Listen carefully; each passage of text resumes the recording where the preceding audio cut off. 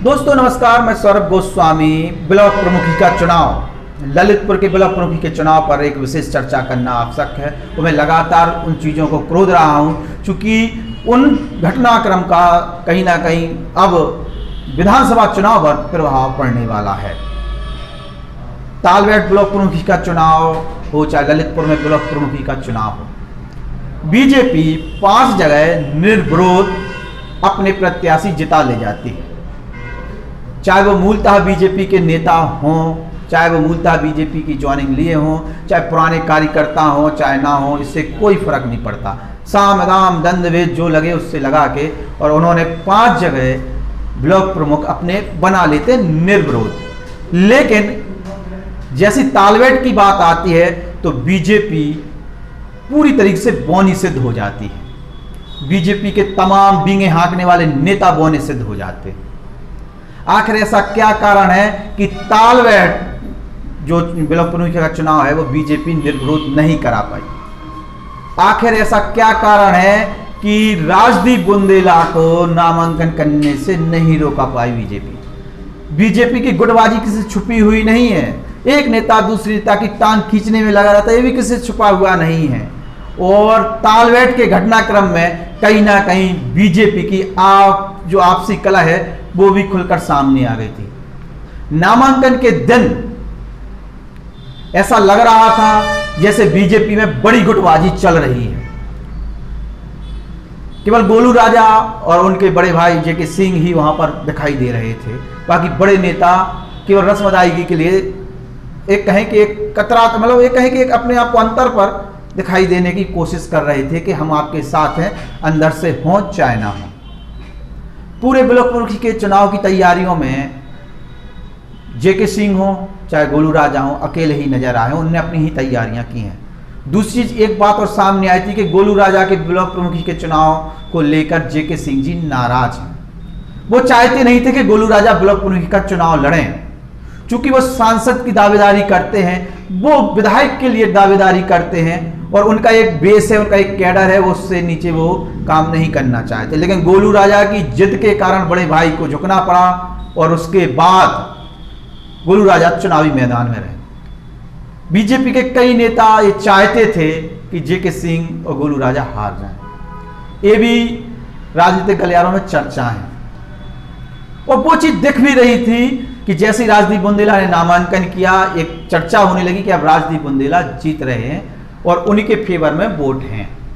शुरू से media report हो चाहे तमाम जो भी घटनाक्रम घटे, वो ये दर्शाने की कोशिश कर रहे थे कि राजदीप बुंदेला ही जीत रहे हैं। नामांकन हो जाता है और नामांकन के दिन ही बहुत सी चर्चाएं ऐसी आती हैं कि कुछ नेता राजदीप बुंदेला के फेवर में, कुछ नेता गोलू राजा के साथ दगा कर रहे हैं, कुछ नेता जो सत्ताधारी पार्टी के हैं वो जेके सिंह को नुकसान पहुंचाना चाहते हैं, कुछ नेता ये चाहते हैं कि कहीं ना कहीं जेके सिंह और गोलू राजा की किरकिरी हो जाए। लेकिन रात के घटनाक्रम में कुछ ऐसा हुआ, कुछ ऐसा घटा, चाहे जेके सिंह का अपना कुछ का कद हो, उसको लेके कुछ चीजें परिवर्तित हुई हैं, या पार्टी की तरफ से कुछ चीजें परिवर्तित हुई, या पार्टी के आला कमान पर जो बैठे पदाधिकारी हैं उन्हें महसूस हुआ कि वहां पर कुछ गलत हो रहा है जेके सिंह के साथ या बीजेपी प्रत्याशी के साथ। जो रात के घटनाक्रम थे वो सुबह दिख भी रहे थे। 11 बजे जब वोटिंग प्रक्रिया आरंभ हो रही थी, पुलिस के साथ साथ बीजेपी के तमाम कैडरवेस नेता वहां पर उपस्थित थे और एक अलग उत्साह देखने को मिल रहा था, एकजुटता देखने को मिल रही थी। आखिर एक दिन पहले जो बिखरी बिखरी नजर आ रही थी बीजेपी, वो एकाएक एकजुट कैसे हो गई? वो क्या घटनाक्रम थे? वो कौन से आरोप थे जिनका डर नेताओं को सता रहा था कि पोल ना खुल जाए? कई चर्चाएं आम हैं, कुछ नेताओं पर कार्रवाई भी हो गई कि जो सीटें दी गई, जो पद दिए गए, उस पर कुछ खेला हुआ है। मैं कुछ कहना नहीं चाहता हूं, लेकिन सोशल मीडिया पर खबरें आम हैं। इसके बाद जब वोटिंग प्रक्रिया पूरी हो जाती है तो एक बड़ी खुशी का माहौल कहीं ना कहीं राजदीप बुंदेला के गुट में देखने को मिलता है और 90% लोग समझ जाते हैं कि कहीं ना कहीं अब गोलू राजा की हार सुनिश्चित हो रही है और गोलू राजा की जगह अब ब्लॉक प्रमुख जो बनेंगे वो अब राजदीप बुंदेला ही बनेंगे। खाना का टाइम होता है, लोग लंच कर रहे होते हैं, खाना के बाद जैसे ही गिनती आरंभ होती है सब वहाँ पर उपस्थित होते, मीडिया का बड़ा जमावड़ा उपस्थित रहता है, तमाम नेतागण वहाँ पर उपस्थित रहते हैं अपनी अपनी जगह पर। तो कुछ समय बाद जब अनाउंसमेंट होता है तो चौंकाने वाला परिणाम सामने आता है, चौंकाने वाला परिणाम सामने, राजदीप बुंदेला की हार और गोलू राजा की जीत घोषित होती है। आरोप प्रत्यारोप अपनी जगह है, कहा जाता है कि राजनीति में सब जायज है, साम दाम दंड भेद कुछ भी हो, लेकिन भाई सफलता हाथ में आनी चाहिए और वो सफलता कहीं ना कहीं गोलू राजा और जेके सिंह की रणनीति को कामयाब बनाती है और वो वहां पर सफल होते हुए नजर आते हैं। उसकी किरकिरी क्या हुई है छोड़िए, लेकिन जो लोग उन्हें हराने की फिराक में थे, जो लोग उनकी किरकिरी कराने की फिराक में, जो बीजेपी में आपसी गुटबाजी थी, उसको परास्त करने में कामयाब रहे जेके सिंह और उनकी रणनीति। और शपथ ग्रहण के दिन जिस प्रकार से जेके सिंह का भाषण लोगों के बीच में आया, उन्होंने जो बोला, बड़े भाई का धर्म निभाया, वो सबके सामने था और उनकी मेहनत के कारण कहीं ना कहीं गोलू राजा ब्लॉक प्रमुख बने। जगदीश सिंह लोधी ने तो उसके लिए धर्म युद्ध की बात कर डाली थी। राजनीति में कब क्या किस प्रकार से बदल जाए उसका एक बहुत बड़ा उदाहरण तालबेट ब्लॉक प्रमुखी का चुनाव था। चूंकि इसकी चर्चा कहीं नहीं हुई, चूंकि इसकी चर्चा कोई कर नहीं रहा था, चूंकि ये पॉइंट थे जिसकी चर्चा होना चाहिए थी लेकिन नहीं हुई, हम कर रहे हैं। आपका क्या है कहना? क्या जेके सिंह सफल रहे? क्या जेके सिंह के साथ कोई बितरगात हो रही थी?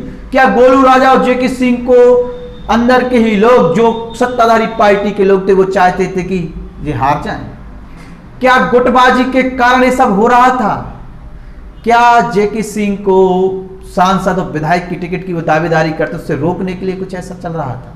ये सवाल खड़े होते हैं, क्योंकि जेके सिंह भी विधायक के दावेदार हैं चुनाव में, वो भी टिकट मांग रहे हैं फिर से और ये चर्चाएं आम हैं।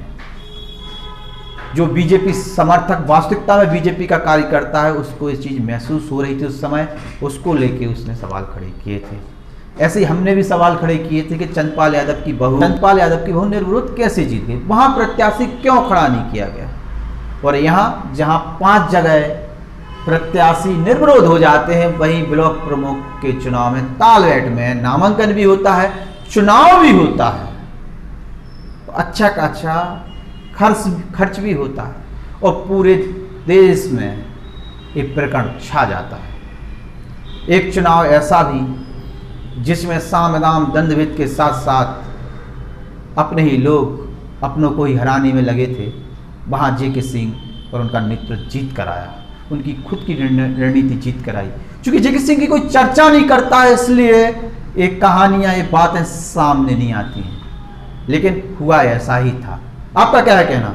आप भी रखें अपने विचार। अगर आपको ब्लॉक प्रमुख चुनाव से जुड़े हुए कुछ भी बातें याद हैं, या बीजेपी में गुटबाजी है, क्या बीजेपी में कोई ऐसा षड्यंत्र रचा गया था जो जेके सिंह की राजनीतिक कैरियर को बर्बाद करने के लिए एक लॉबी तैयार की गई थी? कमेंट बॉक्स में कमेंट जरूर लिखें। नमस्कार।